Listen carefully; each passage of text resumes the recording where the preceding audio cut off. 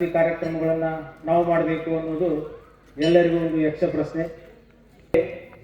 ಗೌರವ, ನಮ್ಮ ಸಂಸ್ಕೃತಿಯ ಬಗ್ಗೆ ಗೌರವ ಎಲ್ಲವನ್ನು ಕೂಡ ನಾವು ಮರೆತು ಹೋಗ್ತಾ ಇದ್ದೇವೆ.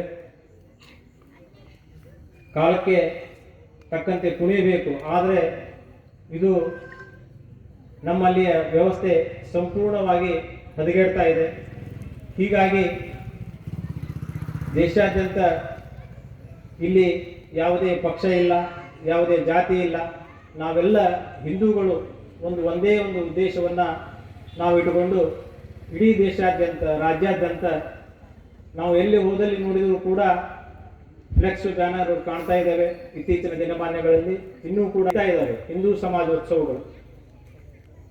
ಯಾವ ರೀತಿ ನಾವು ಮೊಬೈಲು ಹೇಗೆ ಕಂಪ್ಯೂಟರನ್ನು ಅಪ್ಡೇಟ್ ಮಾಡ್ತೇವೋ ಅದೇ ರೀತಿ ನಮ್ಮ ಮನಸ್ಥಿತಿಯನ್ನು ಕೂಡ ನಾವು ಅಪ್ಡೇಟ್ ಮಾಡಲೇಬೇಕು. ಇಲ್ಲಂತಂದರೆ ಒಂದೇ ಒಂದು ದಿಕ್ಕಿನಲ್ಲಿ ನಾವು ಹೋಗ್ತಾ ನಮ್ಮ ವಿಚಾರ ಶಕ್ತಿಗಳು ಬದಲಾವಣೆ ಆಗ್ತವೆ. ಹಾಗಾಗಿ ಧರ್ಮವು ರಕ್ಷಿತಃ, ಯಾರು ಧರ್ಮವನ್ನು ರಕ್ಷಣೆ ಮಾಡ್ತಾರೋ ಧರ್ಮ ಅವರನ್ನು ರಕ್ಷಣೆ ಮಾಡ್ತದೆ. ಹಾಗಾಗಿ ಸಮಸ್ತ ಹಿಂದೂ ಬಾಂಧವರು ಇವತ್ತಿನ ದಿವಸ ಒಟ್ಟಾಗಿ ನಾವು ಹೇರೂರು ಪಂಚಾಯಿತಿ, ಸೋಮಸಾಗರ ಮತ್ತು ಉಪಣಿಸಿ ಪಂಚಾಯಿತಿಯಿಂದ ಅನೇಕ ಹಿಂದೂ ಸಮಾಜ ಬಾಂಧವರು ತಾಯಂದಿರು ಕೂಡ ಇವತ್ತು ಆಗಮಿಸಿದ್ದಾರೆ. ನಮಗೆ ಒಂದು ಸೂಚನೆ ಇತ್ತು, ಈ ಭಾಗದ ಎಲ್ಲ ಹಿಂದೂ ಬಾಂಧವರನ್ನು ಒಗ್ಗೂಡಿಸಿ ಅವರಲ್ಲಿ ಈ ಸಂಸ್ಕೃತಿಯ ಪರಂಪರೆಯನ್ನು ಉಳಿಸುವ ಕೆಲಸವನ್ನು ನೀವೆಲ್ಲ ಸೇರಿ ಮಾಡಬೇಕು ಅಂತೇಳಿ ಸೂಚನೆ ಬಂದಾಗ ನಾವು ಗ್ರಾಮದ ಹಿರಿಯರೊಂದಿಗೆ ಹಳ್ಳಿಗಳಲ್ಲಿ ಸಂಚರಿಸಿ ಅನೇಕ ಗ್ರಾಮಗಳಿಗೆ, ಸುಮಾರು 10-15 ಗ್ರಾಮಗಳಿಗೆ ಹೋಗಿ ಅಲ್ಲಿ ತಮಗೆ ಈ ವಿಷಯ ಕುರಿತು ತಿಳಿಸಿ ತಾವುಗಳು ಇವತ್ತಿನ ದಿವಸ 7ನೇ ತಾರೀಕಿಗೆ ಕುಸ್ನೂರಿಗೆ ಬಂದು ಈ ಸಮಾಜೋತ್ಸವ ಶೋಭಾಯಾತ್ರೆಯಲ್ಲಿ ಭಾಗವಹಿಸಬೇಕು ಅಂತೇಳಿ ತಮಗೆಲ್ಲರಿಗೂ ತಿಳಿಸಿದಾಗ ಇವತ್ತು ತಾವೆಲ್ಲರೂ ಆಗಮಿಸಿದ್ದೀರಿ. ಪ್ರಾರಂಭದಲ್ಲಿ ನಮಗೆ ಬಹಳ ಸಂಕೋಚ ಆಯಿತು, ಯಾಕಂತಂದರೆ 4 ಆದರೂ ಒಂದು 50 ಜನ ನಾವು ಇದ್ದಿಲ್ಲ. ನಿನ್ನೆಯ ದಿವಸ ನಮ್ಮ ಕುಸ್ನೂರಿನ ಇವತ್ತು ಕೂಡ ನಮ್ಮ ಕುಸ್ನೂರಿನ ಗ್ರಾಮದೇವಿ ಶಿಲಾ ಕಟ್ಟಡದ 1 ವರ್ಷ ಆಚರಣೆಯನ್ನು ನಿನ್ನೆ ಮತ್ತು ಇವತ್ತು ಕೂಡ ನಾವು ಆಚರಣೆ ಮಾಡ್ತಾ ಇದ್ದೇವೆ. ಅಲ್ಲಿ ಬಂದಂಥ ಶಾಸ್ತ್ರಿಗಳು ನಮಗೆ ಹೇಳ್ತಾ ಇದ್ರು, ನಿಮಗೆ ಏನಾದರೂ ಸಂಕಲ್ಪ ಮಾಡ್ಕೋಬೇಕನ್ನಾಗಿದ್ರೆ ಮಾಡ್ಕೊಬೇಡ್ರಿ ಅಂತೇಳಿ. ನಾನು ಅಲ್ಲೇ ಸಂಕಲ್ಪ ಮಾಡ್ಕೊತಾ ಇದ್ದೆ, ನಾಳೆಯ ಕಾರ್ಯಕ್ರಮ ನಮ್ಮ ಕಾರ್ಯಕ್ರಮ, ನಮ್ಮ ಹಿಂದೂಗಳ ಕಾರ್ಯಕ್ರಮ, ಅದು ಯಶಸ್ವಿ ಆಗಬೇಕು ಅಂತೇಳಿ ಆ ತಾಯಿಯಲ್ಲಿ ಬೆಳ್ಕೊಂಡಿದ್ದೆ. ಅದೇ ರೀತಿ ಇವತ್ತು ಆ ತಾಯಿ ಎಲ್ಲರನ್ನೂ ಹೆಂಗೆ ಕೂಡಿಸಿದೋ ಗೊತ್ತಿಲ್ಲ, ಆದರೆ ಅಷ್ಟು ಯಶಸ್ವಿ ಕಾರ್ಯಕ್ರಮವನ್ನು ಈ ಚಿಕ್ಕ ಗ್ರಾಮದಲ್ಲಿ ನಾವು ಮಾಡಿದ್ದೇವೆ. ಇವತ್ತು ನಾವು ಒಂದು ಅರ್ಥವನ್ನು ನಾವು ಮಾಡ್ಕೋಬೇಕು. ರಾಜಕಾರಣ ಬಂದಾಗ ರಾಜಕಾರಣ ಮಾಡೋಣ, ನಮ್ಮ ಜಾತಿಗಳು ನಮ್ಮ ದೇವರು ಬಂದಾಗ ಅದನ್ನು ಮಾಡೋಣ. ಆದರೆ ನಾವು ಬದುಕುವುದು ನಮ್ಮ ಭಾರತದಲ್ಲಿ ಮಾತ್ರ. ನಮಗೆ ಬೇರೆ ಪಂಗಡವರ ಹಾಗೆ ನಮಗೆ ಬೇರೆ ದೇಶಗಳಿಲ್ಲ. ನಮಗೆ ಬದುಕಲಿಕ್ಕೆ ಭಾರತ ದೇಶ ಒಂದೇ, ಹಿಂದೂಸ್ತಾನವನ್ನು ಬಿಟ್ಟರೆ ಬೇರೆ ದೇಶದಲ್ಲಿ ನಮಗೆ ಬದುಕಲಿಕ್ಕೆ ಆಗಲ್ಲ. 187 ದೇಶದಲ್ಲಿ ನಮ್ಮ ಭಾರತೀಯರಿದ್ದಾರೆ. ಎಲ್ಲೇ ಏನೋ ತೊಂದರೆ ಆದರೂ ನಮ್ಮ ರಾಷ್ಟ್ರದವ್ರನ್ನ ಕರ್ಕೊಂಡ್ಬರ್ಬೇಕು, ಆ ವ್ಯವಸ್ಥೆ ಇದೆ. ಬೇರೆ ದೇಶದೋದ್ರೆ ಆ ವ್ಯವಸ್ಥೆ ಇಲ್ಲ. ಆದರೆ ನಮ್ಮ ಬದುಕಲಿಕ್ಕೆ ಹಿಂದೂ ರಾಷ್ಟ್ರ ಮಾತ್ರ.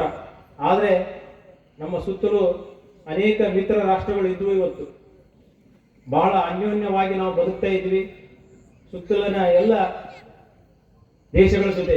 ಇವತ್ತು ಆ ದೇಶಗಳು ತಾವೇ ಹಾಳಾಗ್ತಾ ಇದ್ದಾವೆ. ಅದರ ಜೊತೆಗೆ ನಮ್ಮಲ್ಲಿ ಕೂಡ ಕೆಟ್ಟ ಪರಿಣಾಮಗಳನ್ನು ಬೀಳ್ತಾ ಇದ್ದಾವೆ. ಹಾಗಾಗಿ ನಾವು ಮತ್ತಷ್ಟು ಗಟ್ಟಿಯಾಗಬೇಕು. ಇವತ್ತಿನ ಯುವ ಪೀಳಿಗೆ ಬಹಳ ಯಾವ ರೀತಿ ಹಿರಿಯರು, ಈಗೇನು 70-80 ವರ್ಷದ ಹಿರಿಯರು, ನಾವು 40-50 ವರ್ಷದವರು ಏನಾದರೆ ನಮಗೊಂದು ಅಡಿಪಾಯ ಹಾಕಿಕೊಟ್ಟಿದ್ರು, 30 ವರ್ಷ ನೀವು ಹೀಗೆ ಬದುಕಬೇಕು ಅಂತ ಹೇಳಿ. ಆದರೆ ಈಗಿರುವ 40-50 ವರ್ಷದ ಮಧ್ಯ ವಯಸ್ಕರು ನಾವು 30 ವರ್ಷ ಒಂದು ಒಳ್ಳೆಯ ಸಂಸ್ಕೃತಿಯನ್ನು ನಮ್ಮ ಯುವಕರಲ್ಲಿ ಬಿಟ್ಟು ಹೋಗಬೇಕು. ಈ ಸಮಾಜೋತ್ಸವ ಮಾಡುವ ಉದ್ದೇಶ ಇಷ್ಟೇ. ಮುಂದಿನ ಪೀಳಿಗೆಗಾಗಿ ಮಾತ್ರ ಈ ಸಮಾಜೋತ್ಸವ, ಬೇರೆ ಏನೂ ಉದ್ದೇಶ ಇಲ್ಲ. ಇವತ್ತು ಮಕ್ಕಳನ್ನ ನಾವು ಗಮನಿಸ್ತಾ ಇದ್ದೇವೆ, ದುಶ್ಚಟದ ದಾಸರಾಗ್ತಾ ಇದ್ದಾರೆ, ತಂದೆ ತಾಯಿಗಳಿಗೆ ಗೌರವ ಕೊಡ್ತಾ ಇಲ್ಲ, ದೇಶಭಕ್ತಿ ಇಲ್ಲ, ಹಿರಿಯರಿಗೆ ಗೌರವವಿಲ್ಲ. ಇದು ನಮ್ಮ ಸಂಸ್ಕೃತಿ ಅಲ್ಲ. ಇವತ್ತ ಪರಮ ಪೂಜ್ಯರು ವೇದಿಕೆ ಮೇಲೆ ಇದ್ದಾರೆ. ಪೂಜ್ಯರು ಬಂದರೂ ಕೂಡ ನಮಸ್ಕರಿಸುವ ಒಂದು ಇಲ್ಲೇ ಅಂತಲ್ಲ, ನಮಸ್ಕರಿಸುವ ಸಂಸ್ಕೃತಿಯು ಕೂಡ ಇವತ್ತು ನಮ್ಮಲ್ಲಿ ಅಳಿಸಿ ಹೋಗ್ತಾ ಇದೆ. ಇದನ್ನ ನಾವು ಮತ್ತೆ ಯಾವ ರೀತಿ ಅವಿಭಕ್ತ ಕುಟುಂಬಗಳಿದ್ದು ಎಲ್ಲರೂ ಕೂಡಿ ಅಣ್ಣತಮ್ಮಗಳು ಬದುಕ್ತಾ ಇದ್ವಿ, ಆ ಅವಿಭಕ್ತ ಕುಟುಂಬ ಮತ್ತೆ ಸೃಷ್ಟಿಯಾಗಬೇಕು ಇವತ್ತು. ಅಂತ ಒಂದು ಕೆಲಸ ನಮ್ಮ ಹಿಂದೂ ಬಾಂಧವರಲ್ಲಿ ಆಗಬೇಕು. ಬೇರೆಯವರನ್ನು ನೋಡಿ ನಾವು ಇತ್ತೀಚೆಗೆ ಕಲಿಯಬೇಕಾಗಿದೆ. ಯುವ ಮಿತ್ರರಲ್ಲಿ ನಾವು ಯಾವ ರೀತಿ ಒಂದು ಶಕ್ತಿ ತುಂಬಬೇಕಂತಂದ್ರೆ, ರಾಷ್ಟ್ರದ ಸೈನಿಕರು ಯಾವ ರೀತಿ ಇರ್ತಾರಂತಂದ್ರೆ, ಅವ್ರಿಗೆ ಯಾವುದೇ ಜಾತಿ ಇರಲ್ಲ, ಯಾವುದೇ ಪಕ್ಷ ಇರಲ್ಲ, ಭೇದ ಇರಲ್ಲ. ಅವರಲ್ಲಿ ಏನಿರುತ್ತೆ ಅಂದ್ರೆ ದೇಶ ಅಷ್ಟೇ, ದೇಶವನ್ನ ಕಾಯುವುದು, ದೇಶದ ಭಕ್ತಿ ಮಾತ್ರ ಅವರಲ್ಲಿ ಇರ್ತದೆ. ಅಂತ ಒಂದು ಶಕ್ತಿ ನಮ್ಮ ಯುವಕರು ಏನು ದೇಶ ಕಾಯುವುದು ಬೇಡ, ನಮ್ಮ ಸನಾತನ ಧರ್ಮವನ್ನ ಉಳಿಸುವ ಕೆಲಸ ನಮ್ಮ ಯುವಕರು ಮಾಡಬೇಕು ಇವತ್ತು. ಆದರೆ ಕಾಲ ಇವತ್ತು ಕಂಪ್ಯೂಟರ್ ಯುಗ, ಈಗ AI ಯುಗ, ನಮ್ಮನ್ನೇ ಸೃಷ್ಟಿ ಮಾಡುವಂತ ಕಾಲ ಬಂದಿದೆ. ಅದಕ್ಕೋಸ್ಕರ ಈ ಎಲ್ಲ ಹಿರಿಯರು, ಗುರು ಹಿರಿಯರು, ತಾಯಂದಿರು ವಿಶೇಷವಾಗಿ ತಮ್ಮ ಮಕ್ಕಳ ಮೇಲೆ ಗಮನ ಹರಿಸಬೇಕು. ಯಾಕಂತಂದ್ರೆ ಜನನಿ ಆ ತಾಯಿಯಿಂದಲೇ ನಾವು ಎಲ್ಲವನ್ನ ಕಲ್ತಿರುವಂಥದ್ದು. ಆ ತಾಯಿ ನಮಗೆ ಮಾರ್ಗದರ್ಶನ ಇವತ್ತು ಮಾಡಬೇಕು. ಸಾಕಷ್ಟು ಸಂಖ್ಯೆಯಲ್ಲಿ ಇವತ್ತು ತಾಯಂದಿರು ಕೂಡ ಆಗಮಿಸಿದ್ದಾರೆ. ನಾವು ಈ ಎಲ್ಲ ನಮ್ಮ ಪರಂಪರೆಯನ್ನ ಉಳಿಸಿಕೊಂಡು ಹೋಗಬೇಕು ಅಂತ ಹೇಳಿ ತಮ್ಮಲ್ಲಿ ವಿನಂತಿಸಿಕೊಳ್ತೇನೆ. ಹೆಚ್ಚು ಹೇಳುವುದು ಏನೂ ಇಲ್ಲ. ನಾವು ಸಾಕಷ್ಟು ಬದಲಾವಣೆಗಳನ್ನ ಇತ್ತೀಚಿನ ದಿನಮಾನಗಳಿಂದ ನಾವು ನೋಡ್ತಾ ಇದ್ದೇವೆ.